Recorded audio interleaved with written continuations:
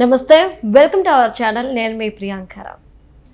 Punch Prabhakar ఇప్పుడు చాలామంది కోరుకుంటుంది, పంచ్ ప్రభాకర్ ఎప్పుడు వస్తాడు, పోలీసులు ఎప్పుడు ఆయన్ని అరెస్ట్ చేస్తారు అని చెప్పేసి.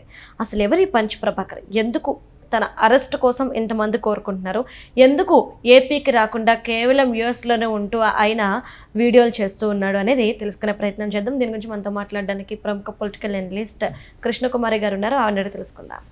నమస్కారం మ్యామ్.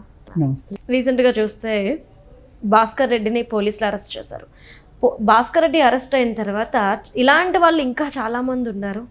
వాళ్ళని కూడా ఏపీకి తీసుకొచ్చి అరెస్ట్ చేయాలని చెప్పేసి చాలామంది కోరుకుంటున్నారు. మరి ఆ మిగిలిన వాళ్ళు ఎవరు? ఇప్పుడు పంచ్ ప్రభాకర్ అని అమెరికాలో ఉంటాడు. పశువుల డాక్టరు. ఓకే. పశువులకు వైద్యం చేసి చేసి చేసి ఒక పశువు మాదిరి అయిపోయాడు. పశువుకైనా కొంచెం ఇంగిత జ్ఞానం అనేది ఉంటుంది. బాగా గడ్డి పెడితే ఎక్కువ పాలు, బాగా తవుడు గివుడు చెక్క అన్నీ అంటే బలవర్ధకమైన ఆహారం పెడితే మంచిగా పాలు ఇస్తాయి పశువులు. కానీ వీడు అట్లా కాదు. వీడు మనిషి రూపంలో ఉన్న పశువు. అందుకని పశువు లక్షణాలు లేవు, మనిషి రూపంలో ఉన్నాడు కాబట్టి మనిషి లక్షణాలు లేవు. ఈ రెండు కలగలిపిన లక్షణాల్లో ఉండటంతో అక్కడెక్కడో కూర్చొని, అమెరికాలో కూర్చొని ధైర్యంగా ధీమాగా వాగుతుంటాడు అక్కడ కూర్చొని. నేను మీకు మచ్చుకి 2 విషయాలు చెప్తా. ఒకటి, లోకేష్కి బ్రాహ్మణిని ఇచ్చి పెళ్లి చేసినప్పుడు అయిపోయింది. వాళ్ళిద్దరు ఇష్టపడ్డారు.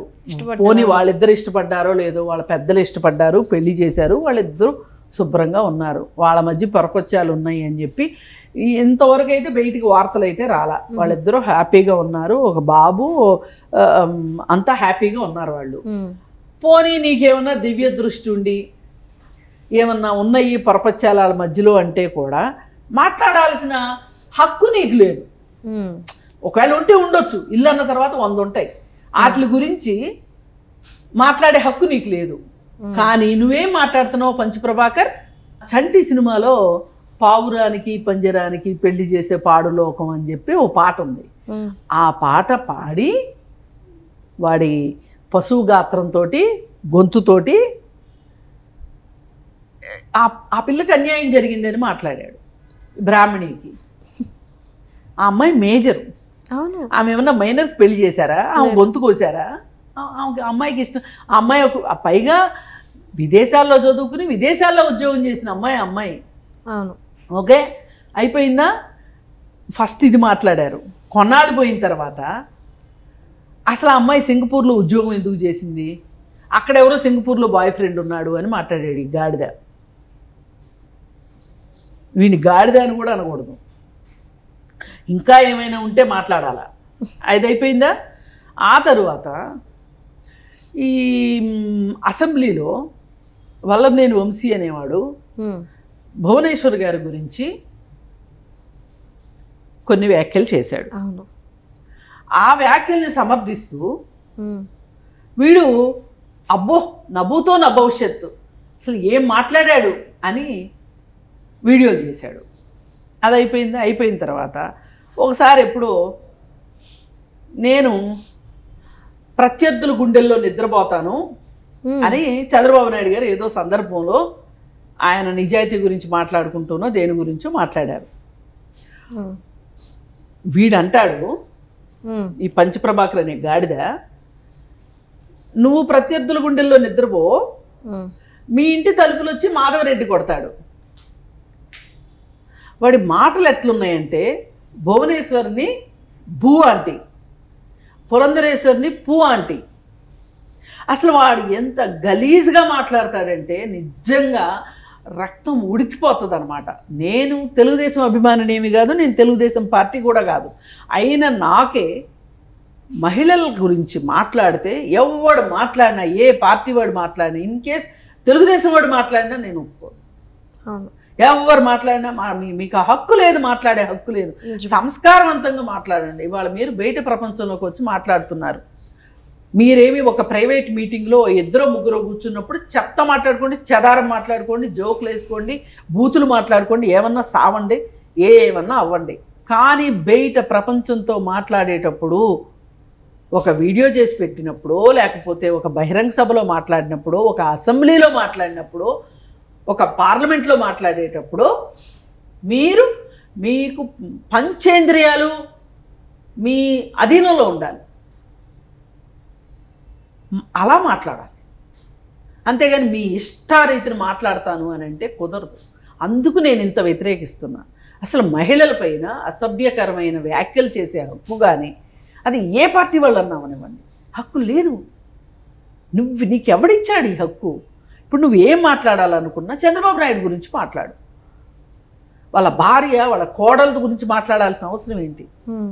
లోకేష్ని పప్పు పప్పు పప్పు అని మాట్లాడాల్సిన అవసరం ఏంటి? ఆడవాళ్ళని ఒక రకం కామెంట్లు, మగవాళ్ళని ఒక రకం కామెంట్లు మాట్లాడి, అక్కడ కూర్చొని నువ్వు ఇక్కడ కామెంట్లు, ఇక్కడ వీడియోలు రిలీజ్ చేయడం. ఇక్కడ ఒకడు ఉంటాడు, వాడి పేరు ఏదో ఉంది, ఒక కుర్రాడు ఇంటర్వ్యూ చేస్తుంటాడు, వీడేదో ప్రశ్నలు అడుగుతుంటాడు, వాడు సమాధానాలు చెప్తుంటాడు. అక్కడి నుంచి పాడ్కాస్ట్ పెట్టుకొని ఒక అతను చేస్తూ ఉంటాడు. శీలం అతని ఇంటి పేరు ఏదో ఉంది పేరు. అతను అంతే బాధ్యతారహితంగా ప్రశ్నలు అడుగుతూ ఉంటాడు. ఆడు అంతకంటే మించి బాధ్యతారహితంగా మాట్లాడుతుంటాడు పంచ్ ప్రభాకర్ అనేవాడు. ఇప్పుడు వాడు ఏం మాట్లాడుతున్నాడంటే, మధ్యలో ఒకసారి వైసీపీ పార్టీ ఓడిపోయినప్పుడు ఒక 2 రోజులు 3 రోజులు కొంచెం జాగ్రత్తగా మాట్లాడాడు. కొన్ని రోజులు అసలు లేడు, ఏమీ వీడియోలు చేయలే. మళ్ళీ ఏమైందో మళ్ళీ వీడియోలు చేయటం మొదలెట్టాడు. కాకపోతే ఏదైనా కొంచెం ఒళ్ళు దగ్గర పెట్టుకున్నట్టు అనిపించింది. కానీ ఇప్పుడు ఈ భాస్కర్ రెడ్డి వ్యవహారం వచ్చిన తర్వాత ఇంటర్వ్యూ చేస్తుంటే అతన్ని, అసలు అతని ఇంటర్వ్యూకి పనికొచ్చే మెటీరియల్ కాదు. అతను ఇప్పుడు ఒక మనిషిని ఇంటర్వ్యూ చెయ్యాలి అంటే అవతల మనిషికి కూడా ఒక వెయిట్ ఉండాలి. వెయిట్ ఇన్ ద మీన్స్ రాజకీయాల్లో అవగాహన ఉండాలి, అతనికి అర్హత ఉండాలి, అతనికి ఒక సాధికారత ఉన్నవాడిని, కనీసం క్రమశిక్షణ, కనీసం డొక్కశుద్ధి ఉన్నవాడు, ఇవన్నీ ఉండాలి ఒక అతన్ని మనం ఇంటర్వ్యూ చెయ్యాలి అంటే. కానీ అసలు వాడిని ఏమని వీళ్ళు ఇంటర్వ్యూ చేస్తున్నారు? ఇంటర్వ్యూ చేసే వాళ్ళకి కూడా బుద్ధి జ్ఞానం లేదు, వాడికి అంతకంటే బుద్ధి జ్ఞానం లేదు. అతన్ని కొట్టారంట కదా భాస్కర్ రెడ్డి అని అడిగితే, నేనెట్లా చెప్తాను? రఘురామకృష్ణరాజు గారిని అడగండి, చెప్తాడు 3rd డిగ్రీ అంటే ఏంటో అని మాట్లాడతాడు. పైగా 3rd డిగ్రీ అంటే పోలీస్ స్టేషన్లో కొట్టడం అనే కాదు, మనకి కావాల్సినట్లుగా వాళ్ళ దగ్గర నుంచి చెప్పించుకోవడం కూడా 3rd డిగ్రీయే. అంటే వీడు 3rd డిగ్రీకి కొత్త నిర్వచనాలు చెప్తున్నాడు అక్కడెక్కడో కూర్చొని. రారా చూసుకుందామని ఇప్పటికి నేను కనీసం ఎన్ని ఛాలెంజ్లు చేశాను. నేను చాలా చిన్న మనిషిని కావచ్చు, వాడు చాలా పెద్దోడు కావచ్చు అమెరికాలో ఒక పశువుల డాక్టర్గా. కానీ నేనేమంటానంటే, నీ గురించి కొంతమంది ఇండియాలో ఉండి తెలుగు రాష్ట్రాల్లో ఉండి ఛాలెంజ్ చేస్తున్నారు. నువ్వు అంత మనగాడివి, అంత పోటుగాడివి అయితే అక్కడెక్కడ కూర్చొని అక్కడ ఇంటర్వ్యూలు చేసి ఇక్కడికి పంపిస్తావు దేనికి? నువ్వు రారా ఇక్కడికి, వస్తే ఏంటో నీ సంగతి ఏంటో చూస్తాం కదా. కేసులు పెట్టగలిగితే కేసులు పెడతాం, ఆల్రెడీ చాలా కేసులు అయినాయి, కోర్టులు శిక్షిస్తాయి. కానీ కొన్ని సందర్భాల్లో రేర్ ఎక్సెప్షనల్గా ప్రజా కోర్టుల్లో ప్రజలే తీర్పులు ఇచ్చిన సందర్భాలు కూడా ఉంటాయి. వీడంటూ వస్తే మట్టుకు 2 రాష్ట్రాల్లో మహిళలు అయితే వదిలిపెడతారని నేను అనుకోను. అంత గలీజ్ కామెంట్లు చేశాడు. వాడి మీద డైరెక్ట్గా నిర్భయ యాక్ట్ పెట్టొచ్చు, ఐటీ యాక్ట్ పెట్టొచ్చు, సైబర్ బుల్లింగ్ కింద మాట్లాడొచ్చు. ఎన్ని రకాల కేసులు పెట్టారు, ఆల్రెడీ చాలా కేసులు నమోదైనవి. వీడు వస్తే కదా అంత పిరికోడు కాకపోతే రా, నువ్వు చూసుకుందాం. మరి నువ్వు ఇండియా రా. ఆడేదో భాస్కర్ రెడ్డి అనే వ్యక్తి వాళ్ళ నాన్న చనిపోతే వచ్చాడంట. సరే మామూలుగా అయితే ఎయిర్పోర్ట్లోనే అరెస్ట్ చేశారు. మీరు ఒకప్పుడు మీ పార్టీకి వ్యతిరేకమైన కామెంట్లు పెట్టారు అనుకున్న వాళ్ళు ఎయిర్పోర్ట్లోనే అరెస్టులు చేశారు మీరు. కానీ ఏ మాట కామాట తెలుగుదేశం వాళ్ళు ఎయిర్పోర్ట్లోనే అరెస్టులు చేయకోకుండా వాళ్ళ నాన్న చనిపోయాడని వచ్చాడు కాబట్టి ఆ కర్మకాండలు అయ్యో చేసుకొని ఆయన అని చెప్పి చేసుకున్న తర్వాత అప్పుడు అరెస్ట్ చేశారు. ఎందుకంటే అతనికి సహజ న్యాయ సూత్రాలు ఉంటాయి. అతనికి సహజ న్యాయ సూత్రాల ప్రకారం అతనికి కూడా కొన్ని న్యాయం జరగాలి. ఎందుకంటే ఒక తండ్రికి కొడుకుగా చేయాల్సిన బాధ్యతలు చేయనిచ్చిన తర్వాత అరెస్ట్ చేశారు.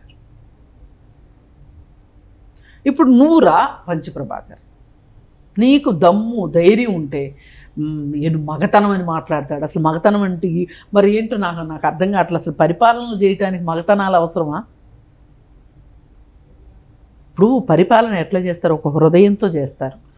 ప్రజల కష్టాలు కన్నీళ్లు ఒక బాధ్యతతో చేస్తారు.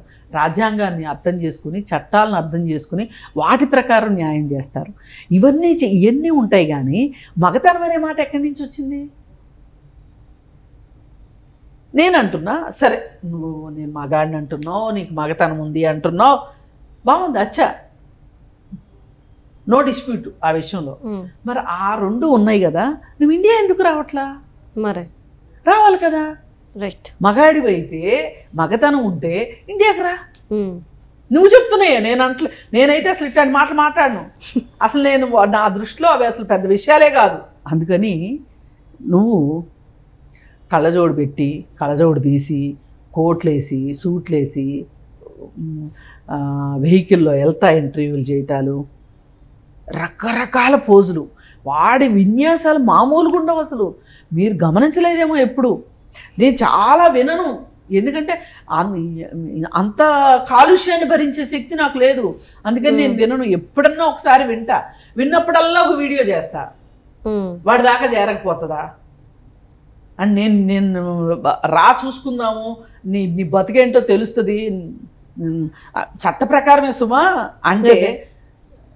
నాలాగే చాలామంది కూడా మాట్లాడి ఉంటారుగా. మరి రాడువాడు అక్కడ కూర్చుని కోతలకు వస్తాడు, దొంగ కోతలకు వస్తాడు అనమాట. అందుకని ఒకటే, భాస్కర్ రెడ్డి ఏం చేసినా చట్ట ప్రకారం శిక్షించాలా.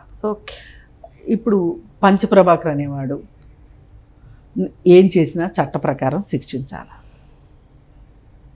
వీళ్ళకి నిర్భయ యాక్ట్ మీద ప్రకారం కేసులు పెట్టాలా. మహిళల ఆత్మగౌరవానికి భంగం కలిగించేలాగా అవుట్రేజ్ ఆఫ్ మోడెస్టీ అంటారు. వీళ్ళు ప్రవర్తిస్తున్నారు కాబట్టి వీళ్ళపైన కేసులు పెట్టాల్సిందే, వీళ్ళని జైల్లో పెట్టాల్సింది, శిక్షించాల్సిందే. ఎందుకంటే ఇలా చేస్తే కానీ మహిళలపైన ఇలా మాట్లాడితే కుదరదు, చట్టాలు ఉన్నాయి అని ప్రపంచానికి తెలుస్తుంది. సామాన్య పౌరుడి దగ్గర నుంచి పెద్ద రాజకీయ నాయకుడి వరకు ఇది అర్థం కావాలి. మహిళల జోలికి వస్తే ఇలా జరుగుతుంది అని నేను కోరుకుంటున్నాను. Right, thank you so much. Thank you.